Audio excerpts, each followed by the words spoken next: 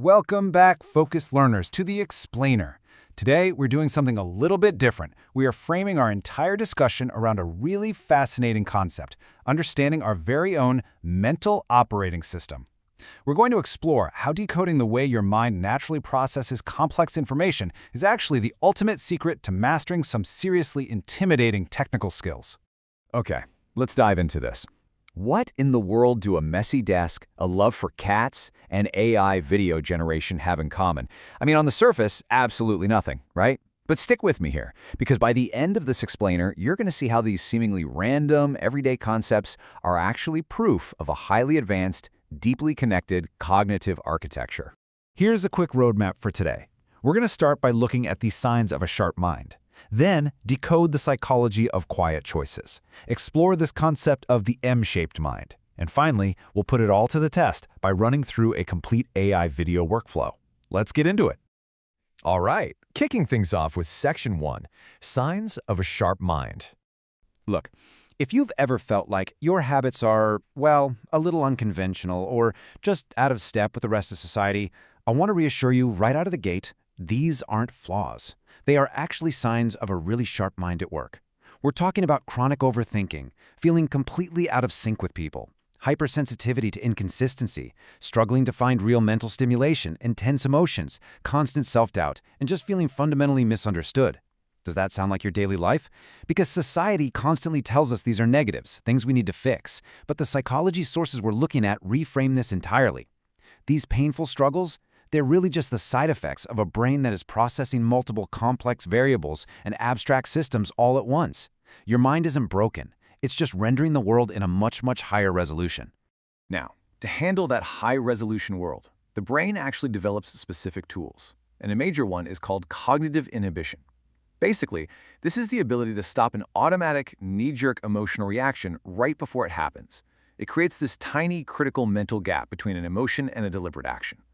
Highly intelligent people subconsciously use this pause to override their basic survival mode. By just turning off that impulsive reaction, they buy themselves the exact split second they need to make a logical, long-term decision instead of just freaking out in the moment. And this brilliantly illustrates how that pause is applied internally.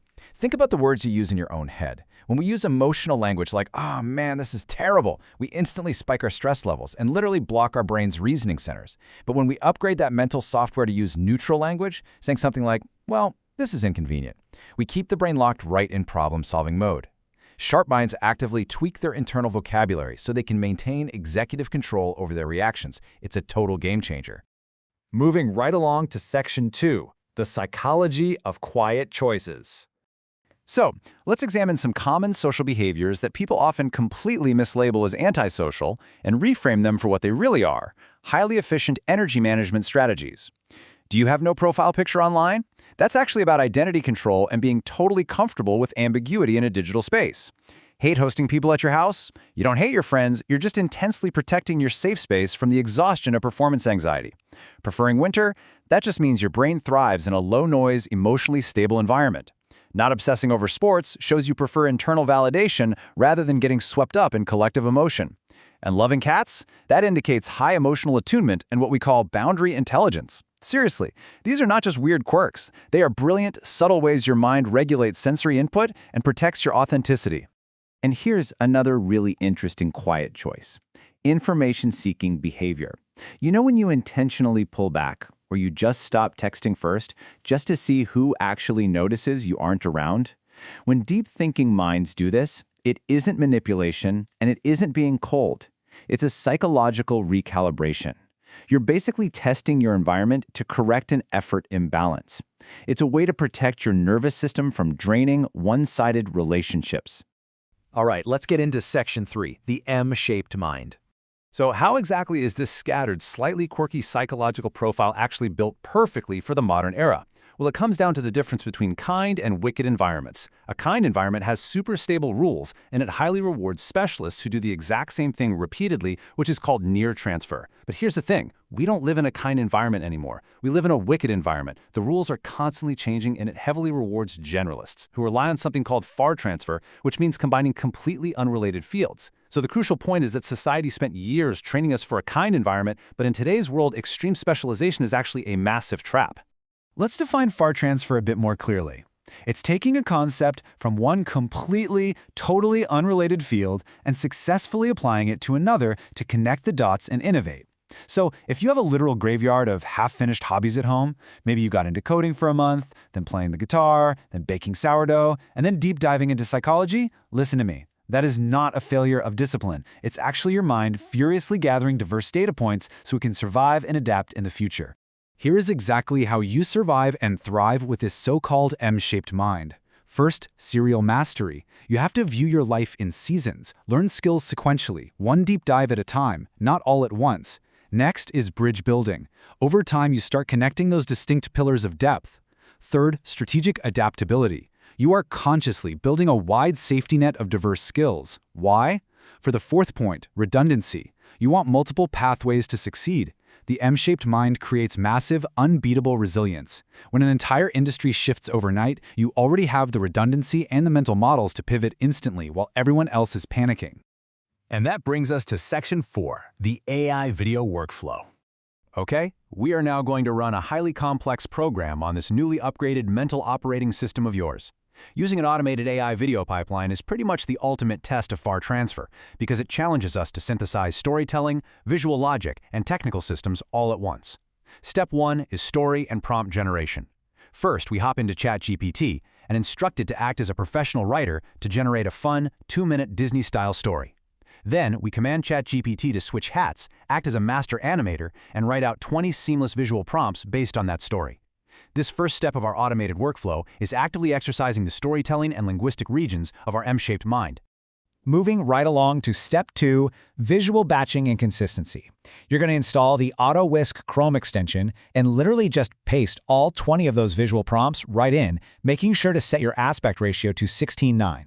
Now, what's really interesting about this slide is the absolute secret to fixing the biggest nightmare in all of AI video creation, maintaining consistent character faces across different shots. It's incredibly frustrating, right? The trick is you must upload your character reference images directly into AutoWhisk's settings. This forces the system to apply your exact character to every single generated image, locking in flawless consistency. It is magic. Next up, Step 3, we move to voiceover generation. For this, you open up Google AI Studio and use Gemini to turn your text into audio. It's super important here to select single speaker and consciously choose a warm, storytime tone so it fits the narrative vibe of the video. Then, simply download your high-quality narration file. It's amazing that this free tool handles the entire audio processing phase of our pipeline so perfectly. Now for the really fun part. Step 4, cinematic animation. We're going to open Grok's Imagine video tool, but listen. The crucial step here is going into the settings and disabling Enable Automatic Video Generation. Turn that off. This gives us the manual control we need to actually act as the director. We then map our visual prompts to specific cinematic camera angles, like a dolly, a pan, or a truck shot using ChatGPT's help. And we open multiple tabs to generate our clips simultaneously. This saves just massive amounts of time. Finally, we reach Step 5, Assembly and Sound Design. We take our pristine audio and our video clips and import the whole shebang into CapCut. You'll want to apply a smooth, black fade transition to all the clips to give it a really polished, cinematic look. And here is a hidden sound design secret that so many beginners overlook. Whatever you do, do not delete Grok's native audio from the video clips. Instead, extract it and just lower the volume to -25 decibels. This creates a really natural, subtle background ambience that brings the scene to life without overpowering your voiceover. So, pulling this all together, the mind is simply not meant to fit into a neat single box. It is designed to synthesize completely different domains into one masterpiece. Being able to successfully move from understanding deep psychological frameworks to prompt engineering, all the way to complex video editing, that is the ultimate proof of the M-shaped mind's sheer power. This right here is far transfer in action. I really want to leave you with this incredibly powerful quote from our sources today. You were never meant to be one thing. You were meant to be the bridge between worlds that other people can't even see. I really hope this explainer validates your diverse interests. All that deep mental processing you've been doing, it isn't a flaw. It's a profound, undeniable strength. So, my final question for you today is this. How will you use your uniquely wired mind to master the next wicked environment? It is officially time to stop apologizing for your quirks and start actually leveraging them as your greatest cognitive superpowers. Thank you so much for joining me on this explainer. Keep learning, keep building those bridges, and I'll see you next time.